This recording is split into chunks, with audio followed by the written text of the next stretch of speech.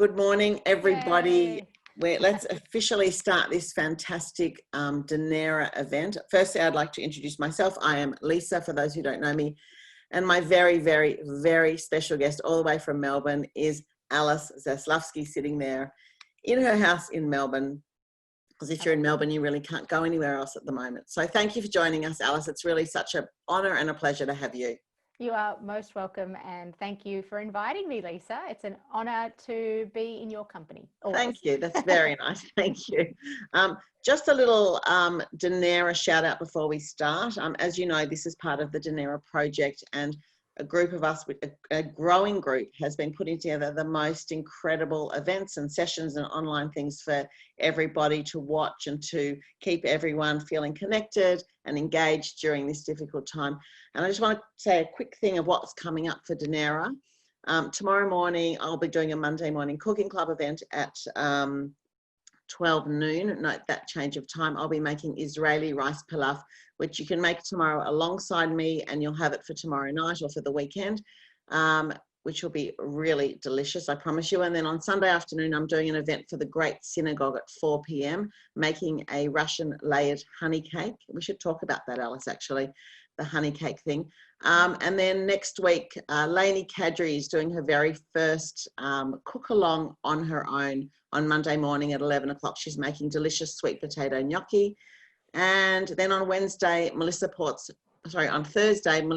pickling workshop is going to be shown at 11 again, and that is really worth watching if you haven't already. So there's lots to keep you busy on Dunera, so please check out the website, which is dunera.org.au. There is really so much to see. Okay, so let's settle down. I hope you've all got your tea, your drink, whatever you're doing today will work for me. My tea's nearly finished, which is such a shame. But anyway, I'll make do with my water. So, Alice, I have so much to say about Alice, honestly, that I could sit here for 3.5 hours. Alice could say not one word, and I could tell you everything that I see about her. She's an amazing, amazing woman who has done more in the 8 years that she first came onto the public sphere, in more in 8 years than I think I'm going to do in 100. Like, it's phenomenal. She's this amazing fresh voice in Australian food, and she's now widely recognised for her modern and accessible approach to cooking and eating.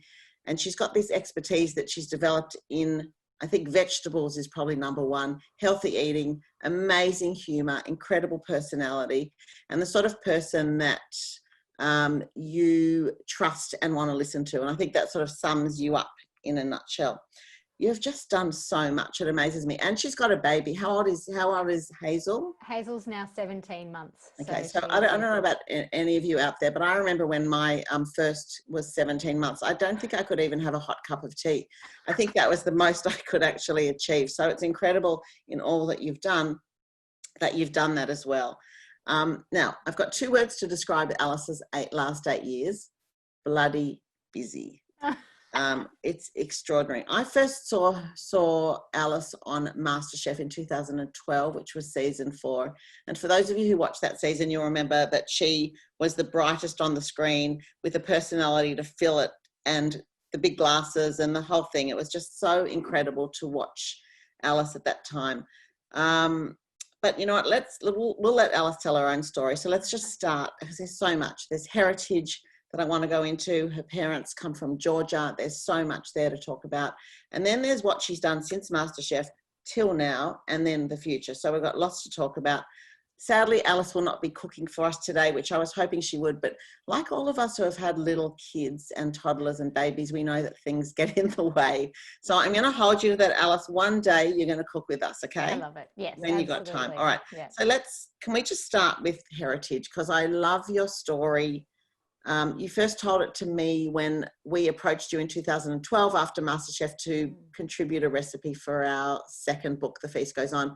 And you gave us khachapuri, which is a Georgian cheese pancake, which is absolutely delicious. So any of you who have got The Feast Goes On, have a look for her recipe. It's really worth making.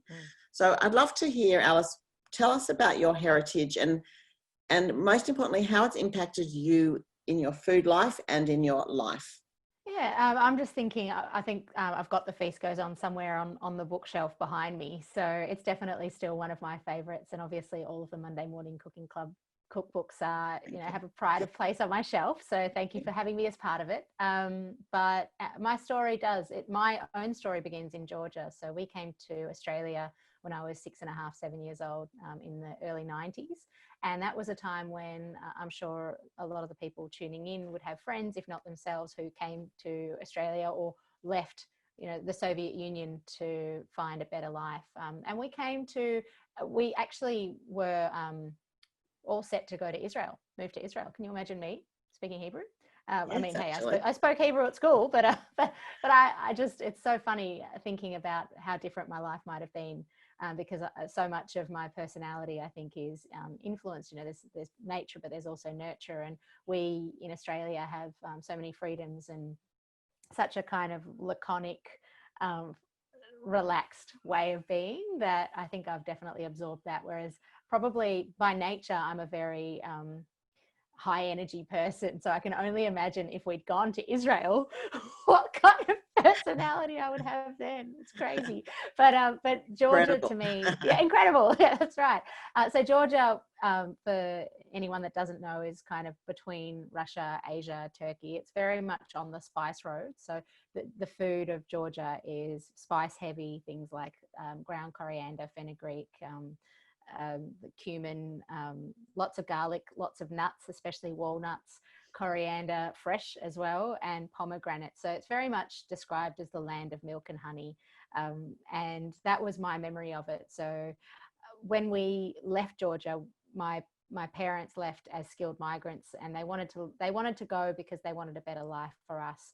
Obviously, they had a lot of opportunities. We were quite comfortable and affluent in Georgia, but being Jewish and having a Jewish surname was certainly limiting them in terms of career prospects, and they didn't want that for us. So we came here. We lived in Sydney, in fact, and when we did leave, they weren't allowed to take anything with them. So all of that affluence, all of that comfort, the only things that Dad could bring along were his collections. So his books, his records, his coins, his stamps, which he still has.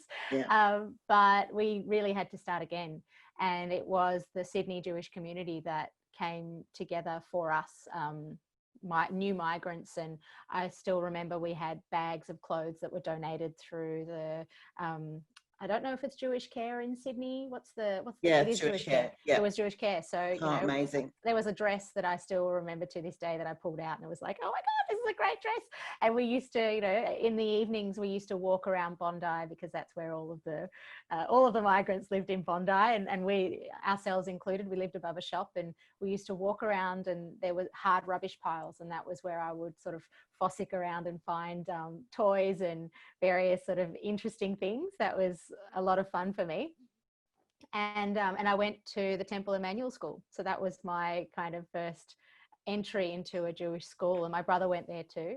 And I know that obviously there's a connection with Dunera and Temple Emmanuel. So like it's very much, yeah, the universe is a magical, mystical place. So I will always have a special place in my heart for the Sydney Jewish community for that reason. Yeah. And how many years were you in Sydney for? We were in Sydney only for 6 months. So my parents were looking for work, and they're both academics. So Dad was able to find a job at Monash University. And so we piled into this old station wagon that they'd hired for the trip. And they had to put all of the doona covers and all of the pillows and everything between my brother and I. My brother and I are sort of 8 years between us, but they had to separate us because they knew that we would be pinching and punching and nudging each other in the back all the way to Melbourne. So that was something that I'll also always remember. And then we came to Melbourne, and my kind of experience of the Melbourne Jewish community, for the first year I went to the local primary school, but a lot of the schools, the Jewish schools, Yavna in particular, were offering discounts for new migrant kids. And so my parents took Yavna as the school, and they decided after a year that they would send me along as well.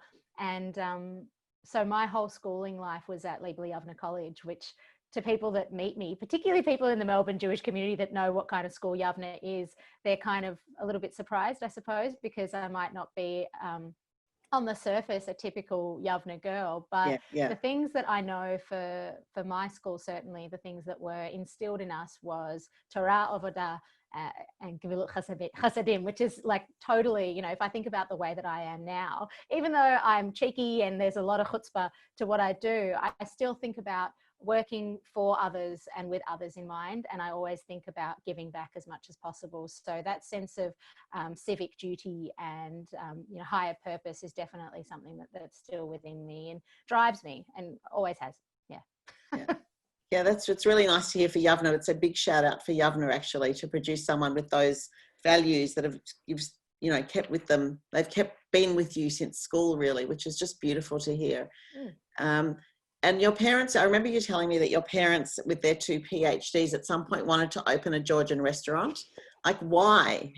Well, because they were still looking for work, and they couldn't figure out what to do. A lot of migrants that come to a new country think, well, there's one thing that we can do is, certainly when we have people around, people tell us what a great job we do, why don't we open a restaurant? And so they actually went all the way to the bank and they said, you know, we'd love to take out a loan to open this Georgian restaurant.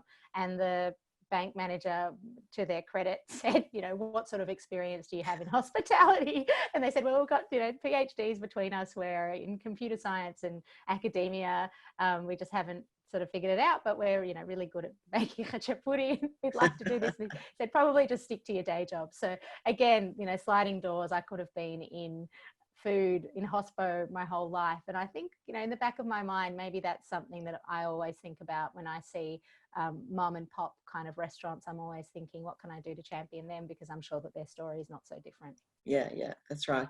And you ended up taking the path towards being a school teacher. Did your time at school inspire that? Well, I would say that a lot of teachers were the naughty kids at school. So probably I certainly had a different empathy for the cheeky kids. And I think that a lot of cheek in students is because they might be bored or they might have something more to say. And so I would love, you know, I loved bringing that out in students. But for me, the reason why I went into teaching was very much because I fell into it. I was at university, I was studying creative arts, and I realized that with a creative arts degree, I was going to be creatively, artistically unemployed because, you know, I had studied film theory and creative writing and gender theory and all of these amazing esoteric kind of ideas that certainly helped me understand the world in a broader sense, but I didn't necessarily know what kind of career pathway I might take. So I was walking past the education faculty at Melbourne University, and I saw that if I did a teaching degree, then they would take a year off my course. So I added that double degree in. But as soon as, so it really was, you know, Lisa, for me, it was still that chutzpah of like, you know, how can I find the shortcuts around here? But nothing wrong with that. Nothing wrong with that. But then I stood in front of a class and I realized that this is like being on stage. And this is a really incredible way to connect with people, to share energy, to share ideas and learn more about the world and continue to do that. So I really love teaching, and I still do. I think that there's nothing more noble to sort of choose to do than to teach someone or mentor someone, whether it be in a classroom or, you know, in what I do now, I suppose.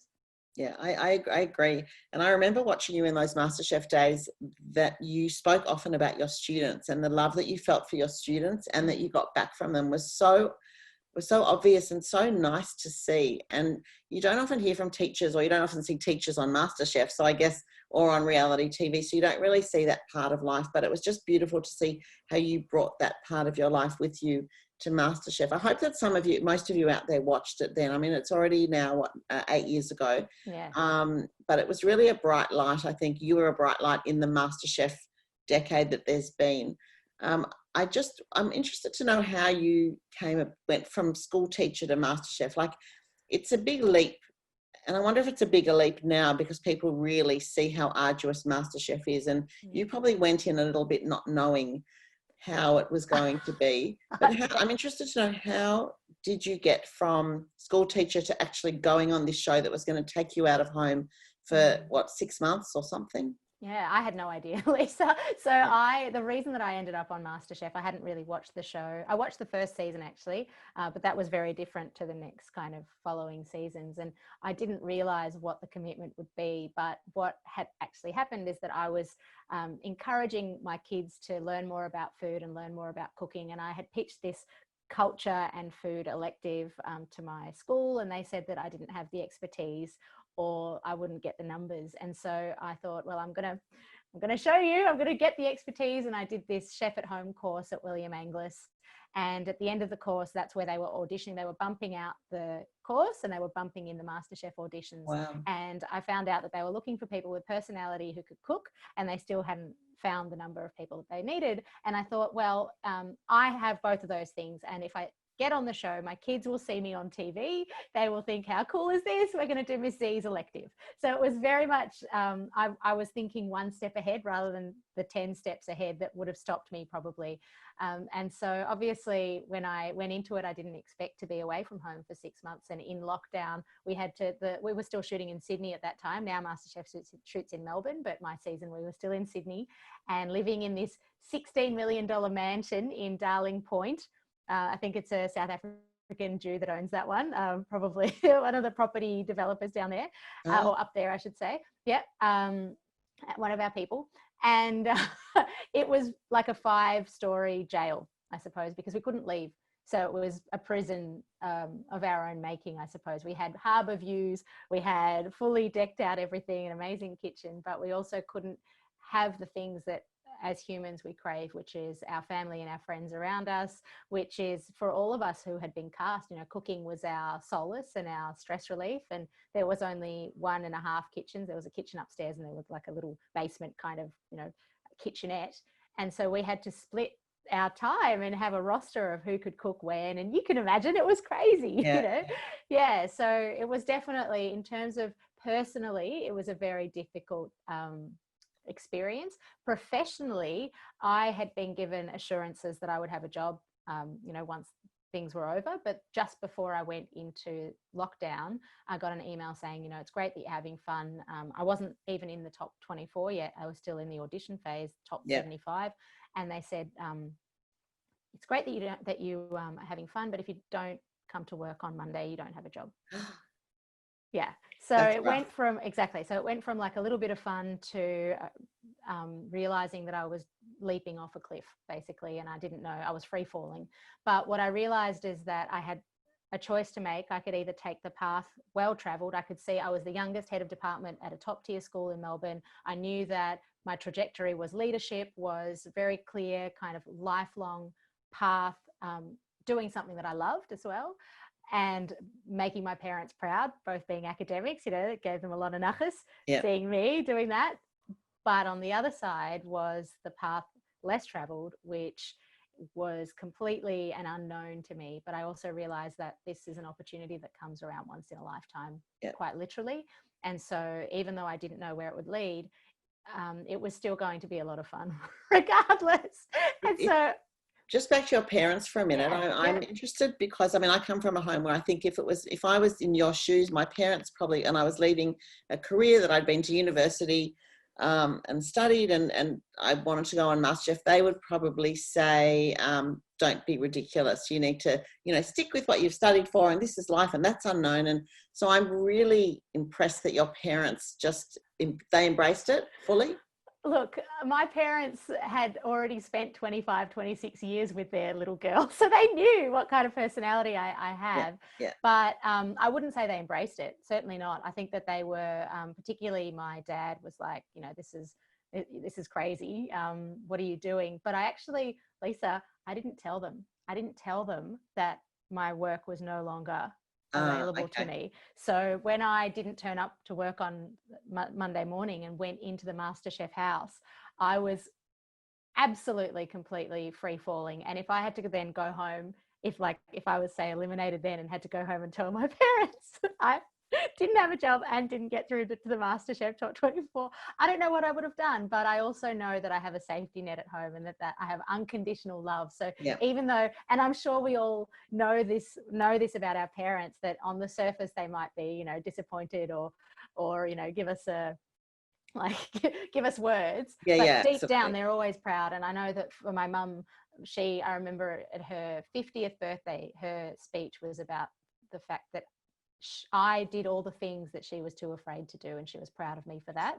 And so I think that I will continue doing that probably forever. I think that's an incredible personality trait, to be able to, what you did, to leap out there and just go and not have a job to go back to, and just try this unknown thing. You didn't know if you'd get in the top 50 and then that was it, or, you know, you just had no idea. So I think that's quite a really incredible thing to do. And I think, you know, all our kids can learn from that sort of thing, to actually not just stay in the path that you're meant to be, but actually take opportunities that arise in life, which is what you did with both hands and both feet.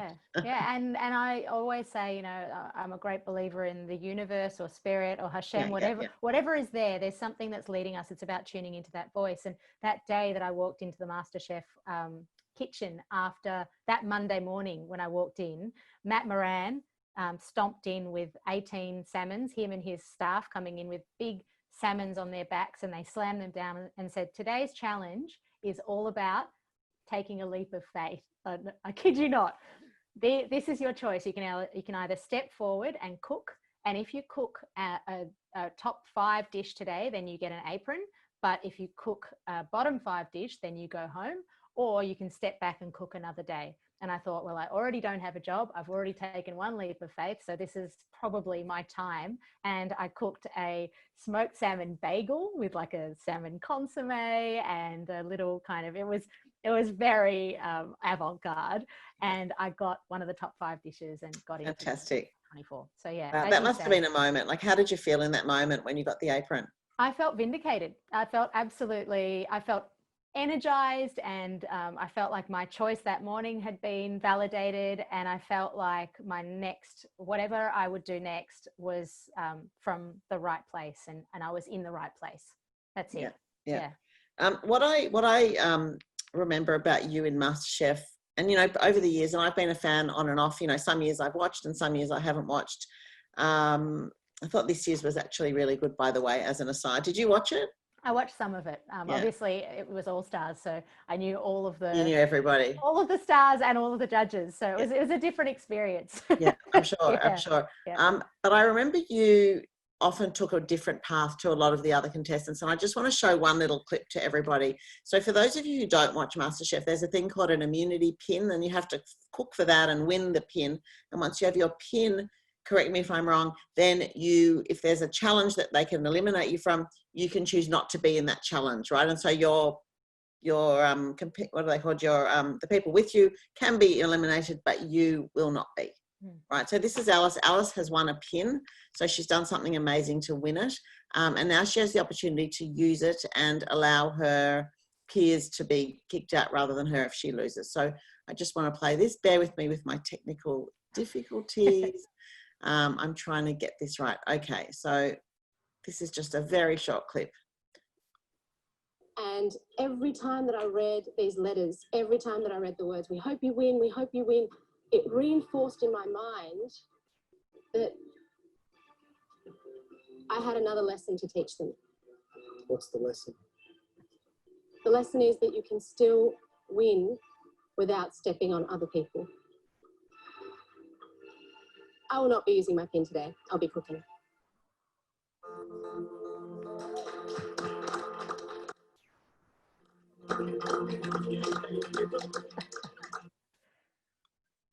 So I've watched that like 6 times this morning because as I was just getting my technical side together, and it's such a short thing, but it just shows something about your personality. Is that just you, or is that a big decision at the time? Is that how you live your life? That's how I live my life. Yeah, absolutely. And they knew that because we did big psych profiles. So that kind of jeopardy is total classic reality TV. And so I think that challenge that I was thrown into the bottom 3, there was another person that could easily have been in that bottom 3 instead of me, but they knew that if they put me in the bottom 3 and made me try and use my pin, then I was not going to use my pin. And we had a whole weekend to think about it. And I already knew by the time we were on the bus on our way home. In fact, that was the one time that I cried when I was told that I was in the bottom 3. I cried because I realized that it was such a TV moment, you know, like I was disappointed that they were forcing me to do this because they wanted to dare me to do what was against my nature, which is exactly what I said, which is throw someone else under the bus. And, you know, I think that what people forget on these reality TV shows sometimes, because we are in a situation where we're thrust into such discomfort, is that there is life on the other side, and that we are who we are. We should stay as true to ourselves, even, you know, in front of the cameras as behind them. And I like to say that MasterChef really forced me to go to my edges in order to find my center. And I knew in that moment that I just held true. And we got 10 minutes of phone calls a week. And when I got home, because Bo, the person that I saved, he was like, no, you know, don't be ridiculous. Don't be a dickhead. He said, that's, pardon my French, but that's the way Bo speaks. And he said, just, you know, use your PIN, I'll be fine, that sort of thing. And I called my then boyfriend, now husband, and said, Nick, can you just talk to Bo and just tell him? And, you know, I put Nick on the phone to Bo, and Nick just said, that's just who she is. Just let her do her thing. And it was a really important moment for me, because it wasn't just my choice. It was me representing not just myself, but my community, teachers, people who have a sense of a moral compass. You know, reality TV makes you forget all of that. And it's just, it sucks. I hate that. And I hate that that's what we're projecting to our children, because kids watch all of these programs, and I hate the nastiness. And I think that there is no place for that kind of TV drama when it is encouraging and role modeling really negative behaviors. Yeah, well, you know, kol hakavod to you for doing that, because it really sets a standard that people should follow in life. And it's incredible that you did it at 26 on a reality TV show. I think it's quite, as Venetia's just written in the comments, what an amazing young woman, so inspirational. I agree. And I could talk to you really for 4 hours about MasterChef, but we need to move on because there's so much more.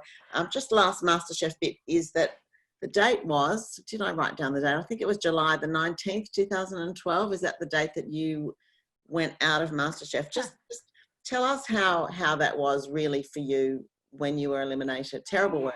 When you know, top 7, right? Yeah, totally. Yeah, just really before. brilliant. So our season, we had the top 6 were the finalists. So yeah, I know. But the challenge that I went out on was a family and friends challenge. So they actually had brought someone from our family or our friends, and in my case, it was my then boyfriend, now husband, Nick, and they had asked us to ask them what they most missed about us cooking at home. And Nick had said that he missed, because they said, you know, what sort of dishes are you missing? But the way that I cook, I never really cook the same thing twice. I'm very much like a try everything, see something new, very experimental, let's say. Yeah. And so Nick had said, well, the one thing that she always has on a Sunday is herring and potatoes, because that's just my family and I, you know, smoked fish and potatoes is just a Sunday thing. Yeah. And they said, oh no, that's not very MasterChef-y. Can you think of something else? And he said, oh, I don't know, a roast maybe. And so they ended up, when Nick had to say, oh, you know, what I miss most is a roast. Like, he sort of said it like, I looked at him like, what are you talking about?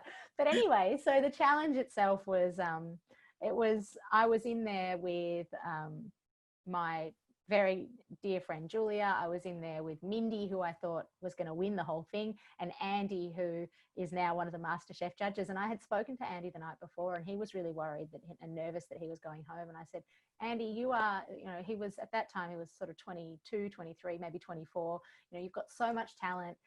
The judges love you. There's so much more for you to do in this competition. You're not going home. You'll be fine. And plus, there are only 2 guys left. They're not going to eliminate one of you. So it was very much, you know, I had studied TV. I'd studied film and TV. So it was very hard for me to get out of my head sometimes in terms of the machinations, the backroom machinations of it. But obviously I was right. And so the judges actually said to me, do you think that you're staying? And I said, and I explained, you know, for each of them, I think, you know, Julia's going to stay because she's super competitive. Mindy's going to stay because she'll probably win the whole thing. Andy's going to stay because, you know, he's super talented and young. So yeah, probably I am going to go home. So I probably kind of, you know, in their mind, I gave them permission to send me home. But I'm so grateful that I went home on that challenge, because Nick was there with me. And so I didn't feel like a loser at all. I pirouetted out of those MasterChef doors, because I had gone into it as an opportunity for my kids to see me on TV, right? And then as I went along, I treated it like another university course, another opportunity to learn more and more about cooking. So at that point, by the final 7, you know, the finals week were the exams. And I didn't want to do exams. So I had learned everything that I needed to, pirouetted out, and got on with my life. And Nick, you know, could help me carry all of my cookbooks home. But within those 6 months, I'd accumulated maybe another 100 cookbooks. He was sending me, you know, 5 or 6 a week. And so it was really, yeah. So everything, I will say this again and again, everything happens as it should. So, and the executive producer of Masterchef, you know, maybe 5-6 years ago, I saw him at a launch, and he said, we still use that clip of you pirouetting out of the doors because that's what Masterchef's about. It's actually at its heart, people get what they need to from it, and that's how I feel. You know, what a perfect segue. That's how I feel about the whole Masterchef experience. Is, you know, it's opened amazing doors. It's given me an incredible network of friends and colleagues, and what a story. Yeah, and it was really the springboard to launch your food career. You know, from what I can see, you know, from school teacher to Masterchef alumni to this incredible food career. And I want to just run through, you know, the things that you've done, focusing on what your new book, which is coming out in November, which sounds incredible, which I am very excited to get and read and cook from, and I'll tell you why in a minute. But let's just talk about, from Masterchef, you then went on to, you did a kids book called A to Z, about eating healthy and veggies and, you know, all of that thing, teaching kids to be curious about food. And then you went on to be a TV host. You did two shows, Kitchen Whiz and Crunch Time. And they were kids' TV shows with cooking, right? They were cooking related shows. And did you love that? Yes, absolutely. It just felt like I was teaching again, except in fancier clothes with a spray tan. Yeah, it sounds like fun, actually. And then I think next in line was, and I'm going through this quickly, but I want everyone out there to understand that this is years of work. This is years of putting in, of really being committed to change, I think, the way people eat. That's what I get from you and your stories, that you really wanted to make change, and you still do. And then comes Phenomenon. Now, was that next in the line of things where you and Nick started working on this whole thing?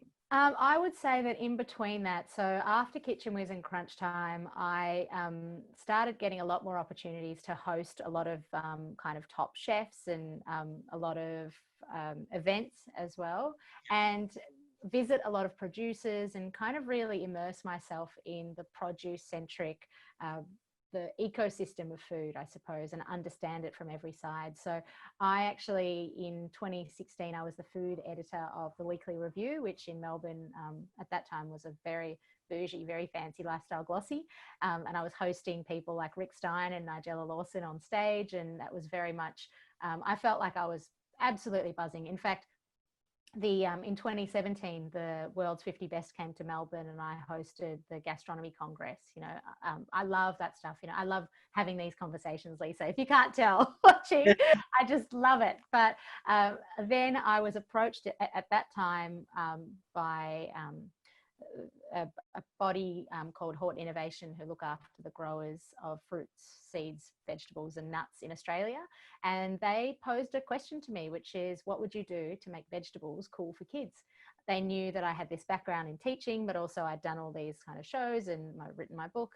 And I knew that this was an opportunity for me to get back to what it is that I wanted to do all along, which was create a food and culture elective that kids could be inspired by and could help change the way that they view fresh food and the way that they eat it.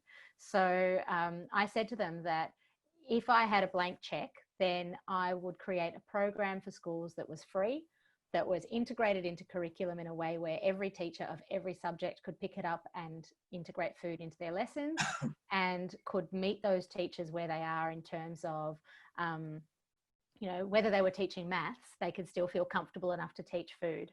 And so, you know, I wanted all of those things, but I also wanted this program to be one of its, you know, one of a kind in terms of its quality. And so they supported me, and they continue to. So we've had close to $2 million worth of funding. The program continues to be completely free. We've got over 70 resources, lesson plans, and kind of lesson ideas, I suppose, and prompts. We've also got 26 episodes, so video episodes, which are, some of them are animated, some of them are songs, some of them have celebrities, like, you know, there might be a footy player or an Olympic athlete, or it might be Eddie Wu, the maths whiz. So trying to engage every kid, and whatever interest a kid has, there's going to be an episode for them that really resonates. And we created a podcast called Nomcast, which you can check out, I hope, and listen to. And that's a really fun, I love that. We actually just recorded a new episode last night. So that comes out. We've got a new series of Nomcasts coming out, a new webisode coming out in a couple of weeks, and more resources as well. And this time around, the phenomenon focus is on food and mood, because a lot of research has been done to indicate that, obviously, and you and I both know this, we all know this. I actually think inherently, Jews know this, because we converge over food, don't we? Food is so symbolic for us. So we know that there's a connection, but to try and get that message out to the broader public, and particularly to kids, that what you eat has an impact on how you feel, is the focus of our new resources. So I look forward to getting them out there, and I hope that if you're watching this and thinking, oh, okay, but my kids are all grown up, or how do I get this out? Go to phenomenon with an m.com.au and send it to every teacher you know, send it to every parent you know, particularly those in Melbourne who are remote learning at the moment. This is a really great digital resource that I really hope that you can get something from, because again, it's truly a gift to be able to do it. I really recommend you checking it out. It's incredible. I mean, I hadn't read anything about it till this week, and I'd heard about it. It's really phenomenal. what you have done. It's an incredible story. Thanks. How do you, I assume that's something you just want to keep going on and on for years. How do you measure the success of something like that? Yeah, so we, as part of the project, we've spent a third of that budget on insights and research. So we started out by doing a bunch of kind of like a knowledge audit and assessing where the space was and what we could do that was different and what would really resonate for kids, parents and adults. Like, I was sitting in focus groups or watching focus groups from behind the double glass to see what sort of things parents were saying about, what sort of barriers they were finding to getting kids to eat vegetables, and reading transcripts from one-on-one interviews with kids talking about what they felt about food and what might help them overcome those barriers. So that was the get-go. But now what we're doing is we're continually testing and reiterating. So we're doing another impact study data set for this project. And so that's a really tangible way for us to test the success, because it's the potential for impact, I suppose. The other way is much more kind of anecdotal and empirical. I get messages from teachers and emails and people asking me to do more of it. I will measure the success of the program when I feel like it has like people say, oh yeah, phenomenon, or oh yeah, we use this in our school. There are 10,000 schools in Australia, around 10,000 schools. We're already available to all of them, obviously. ClickView, which is a platform that's used by a lot of schools, in fact, over 3,000 schools, has phenomenon on its resources, and we're soon going to be on ABC Education. So it's kind of like, I suppose, the success for me is just seeing it start to weave its way out. Yeah. Fantastic. Thanks. Nessie's asked, how do you get teenagers to eat fruit who just won't? Yeah, right. Well, what's funny is the less that you force them, the better. They'll get around to it. And particularly for teenagers, they're all very focused on social media and they're very peer centric. So it's whatever their peers do. And what you'll find on socials is that there's a massive kind of groundswell of healthy living messaging that teenagers are sending to each other. And so the less that you try to intervene, the more that they'll probably get there themselves. But just keep leaving the fruit out, and also don't buy fruit out of season. Sometimes the reason they're not eating the fruit is because it just doesn't taste that good. So in winter, stick to citrus. You can have some apples and pears, I suppose, but keep the bananas until it's summertime. Get some mango into them, freeze some fruit and get them to make smoothies. Teenagers love the smoothie challenge. Get them on that on YouTube, and over time that might hopefully change some habits there. Am I allowed to put it in a crumble? Does that Oh, definitely count? Does it? absolutely. Yes, it does, Lisa. You know, the other thing that I can't stress enough is that there's so much guilt and shame and fear mongering in the way that people speak about food. And that's something that, you know, we have the opportunity to change, because food should Yeah, be about absolutely. joy and pleasure and love. And, you know, if you're putting those apples and pears in a crumble, that teenager is still getting to eat apples and pears, and they might familiarize themselves with the flavor there, and then they might go, hey, I wonder what this tastes like raw as Right. well. So That's yeah. right. I agree. Yeah. Just a question, Dunera, can you please put the Phenomenon with an M at the end website details on the chat, because a few people have asked for the link, please. Yes, please. And we all need to make sure it gets to all our schools where our children are, where our grandchildren are. So I think everyone out there can do that. That would be amazing if everybody could. So let's just move on to the next thing, because there's so much to say and so much to ask you, and we're running out of time, sadly. Lucky I didn't cook. I know, which is probably lucky actually, because we've got too much to talk about. Yeah. I'd love to talk about ABC News Breakfast with you, because I'm an ABC News Breakfast person. That's the news. That's the one I love to watch in the morning for the news. And it never really had anyone doing food. It was never really a food thing. It was not part of it. And I know that all the free-to-air stations did it. We, Monday Morning Cooking Club, did a few things. Did a couple of years on Channel 7 and a bit on Channel 9 and Channel 10. And it looks all very glamorous and fabulous when you watch it on TV. And in reality, in one of the channels, we were like getting ready in the corridor, literally doing our prep in the corridor of the station with people walking past. And there's nothing glamorous about it till you get on that stage. Please share with us some behind the scenes ABC News Breakfast, including how did you get that gig? Because it's really amazing. So they had, before me, Danny Valent, my friend and our colleague, was coming on and talking about food. So there might have been food news, but certainly they never had someone coming on and saying, you could cook this. And the reason that it came about is because I actually was on the program to talk about Phenomenon. And that was still when Virginia was in the hot seat with Michael. And Virginia and I have a mutual dear friend, Alla Wolftasker. And I think Alla must have been in Virginia's ear, because then I got a phone call or a message from Virginia saying, you know, we'd love to have you on more often. And then I got a phone call from the producer, the executive producer, or saying, you know, would you be interested? And we sort of thought about what that might look like. And I definitely made a rod for my own back, Lisa, because you would have seen in the early segments where it was kind of like, and you can do this and this and this and this. And within the 5-minute section, I was trying to go through 5 dishes. And what I've kind of learned over the years is that the less you do, the more you have to talk about. So now I just stick to one dish or one technique or one theme that kind of anchors it, and then the rest of the time we can kind of just flesh it out. In terms of behind the scenes, I've got to say, it feels like a family. It really does. You know, I'll often get messages from Michael and Lisa after a segment to say, you know, that was really great. Or Lisa, for example, it tells me that she makes my omelette every second day that I did for a segment. And that sort of stuff is just like so heartwarming.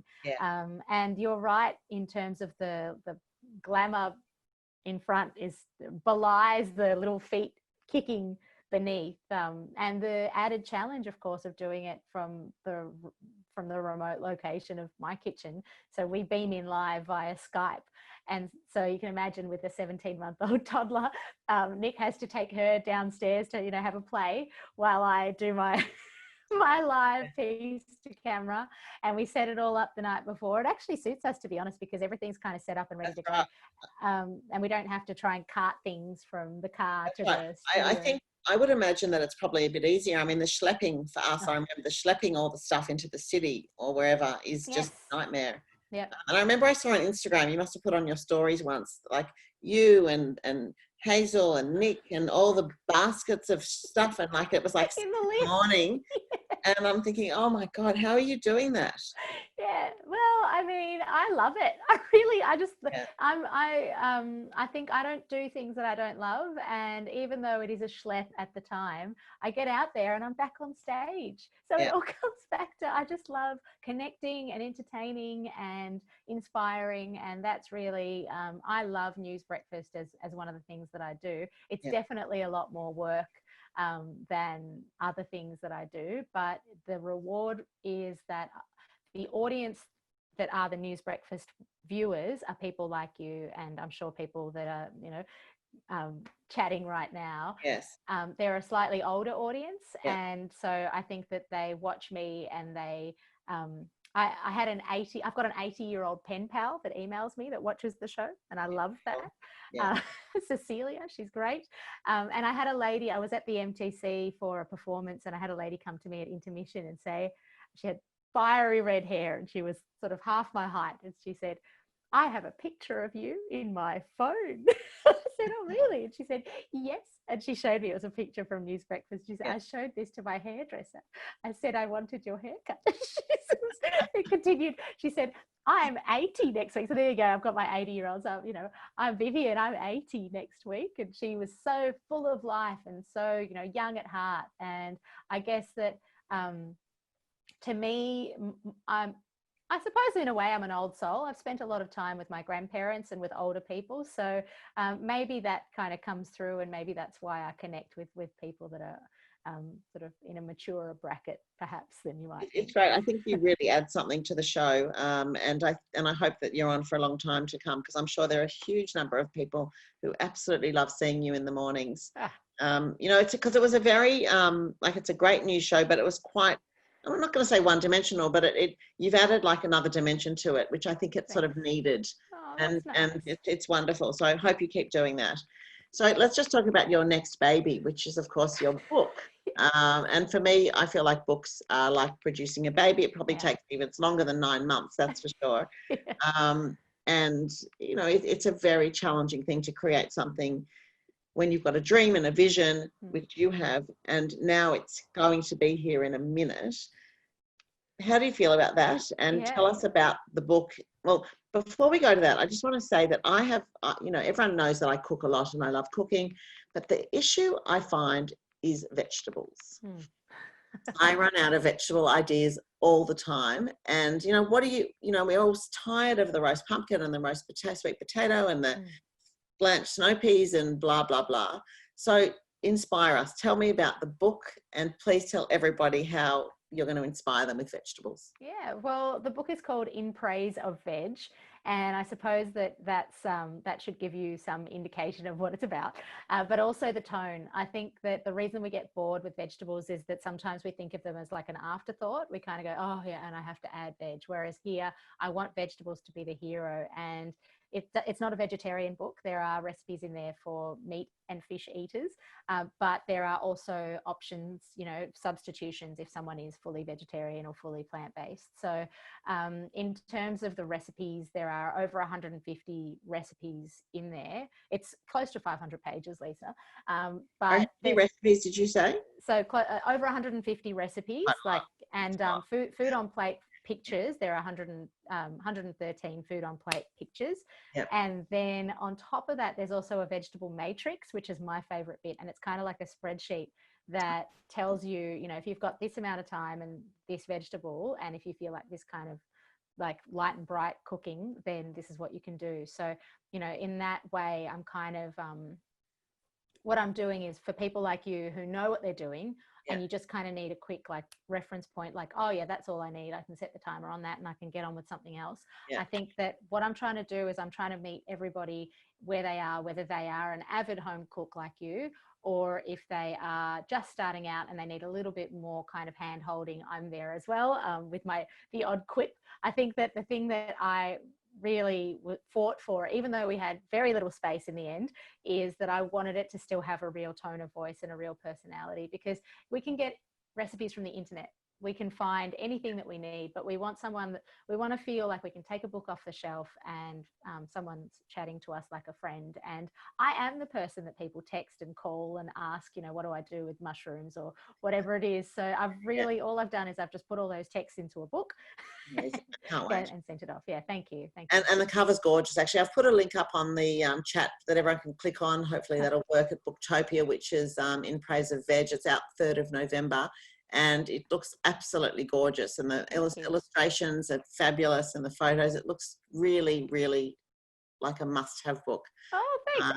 And it's on sale at the moment for pre-order. So, you know, that link that you sent. What a coincidence. Booktopia is great, actually, for they discount all the books, which is really, really helpful.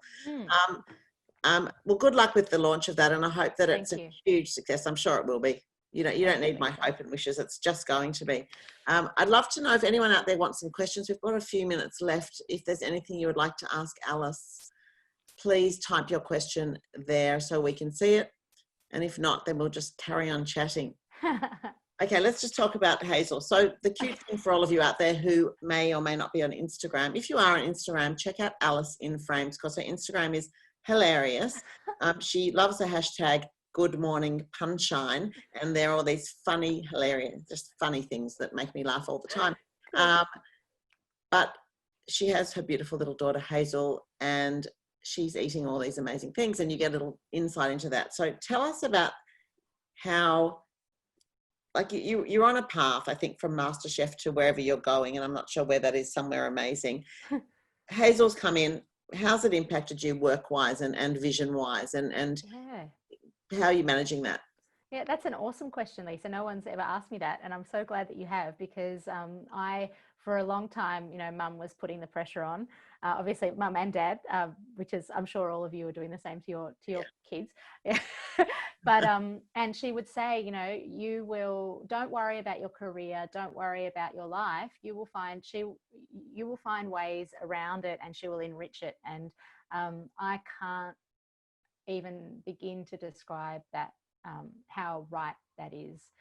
She's like cracked me open and rebuilt me bigger and brighter and more excited about everything, and she's just a delight. She's just wonderful, and I'm so fortunate. Nick and I work together, so he was the project manager on Phenomenon, and continues to be, I should say, but he was an osteo, so he left his osteo clinic. We built a big beautiful clinic in Elwood, but he retired that and jumped on because I needed someone that could interpret my big ideas into something. And he's very much the nitty gritty, get it done, executing the vision.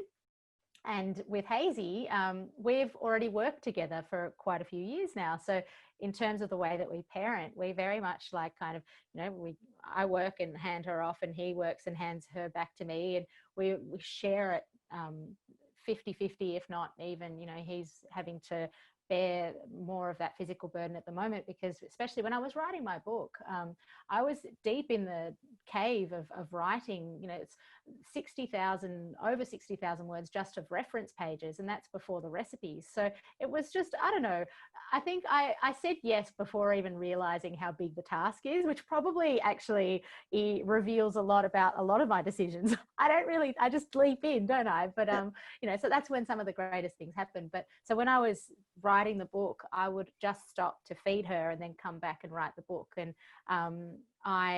it reminded me a lot of the way that Mum would describe when she was doing her PhD. She had my brother as a toddler on her lap. So I think that we just, I come from a long line of women that just, whatever needs to get done, we just do it. So, and I hope that Hazy sees that, and she does. She's on set with us. She was in the News Breakfast executive producers studio, like in the office, when she was 5 months old, and the executive producer holding her. She's just a real gregarious little ray of sunshine. So it gets it from you, I think. I mean, not commenting on Nick, because I haven't met Nick, but I just obviously gets that from you. Thank you. Thank you very much. And I hope that what she sees of me, she kind of that she sees someone that is determined and purposeful, and that she does the same. Yeah, I think that's an incredible thing to model for your children, and you are not only modeling for her, but for all the young women out there who see what you're doing with your life, and still managing to have a baby along the way, and keep it all together. And we all have days when it's not together, and that's okay too. We all have that. But I think modeling your passion for whatever it is, creating a generation of healthy eaters and trying to get vegetables into people's diets, and this whole thing you're doing with schools and Phenomenon is just really, really incredible work. And I'm sure you're very proud of yourself. You should be. And I would love everyone out there who's watching today to please send these websites on to anyone who you think would be interested, whether it's your children or your grandchildren or your kids or grandchildren's schools. It's really important to get this word out, and we've got an opportunity to share Alice's story here. So please, everyone, do that. And as well, check out her book, because it is really, really good. And I know how hard it is to come out with a new book, even if you've got the background that Alice has, because you still want people to see it, because she's put her heart and soul into this, and it looks really good. So please check that out. Alice, thank you so, so much for spending an hour with us today. It's been my pleasure, and I wish that we had a 3-hour time slot, actually not just an hour, because I've got so many more questions to ask you. But thank you for your time. I really, really appreciate it. And thank you to everyone out there for joining us this morning again. Please don't forget all the Dunera events coming up. Check out the Dunera website, dunera.org.au, to see the amazing things that are on. And not just food. I mean, I know I just talk about food, but there's theatre and music and art, and there is so much going on that you want to check out. So I'm going to say see you later to all of you. Alice, thank you so much. Oh, Lisa, you've made it so easy for me, and you're right. I'll have to come back so we can keep chatting, because it's been a delight. And thank you so much, to see so many people tuning in and listening to our chinwag. Yeah. I'll have to tell my parents about Dunera and get them on too. Yeah, absolutely. Please this is do. the time. Yeah. Please do. Well, have a good one. Have a good week, everybody. Bye, everyone. See you later. All the best. Thanks, Alice. Bye. Take care.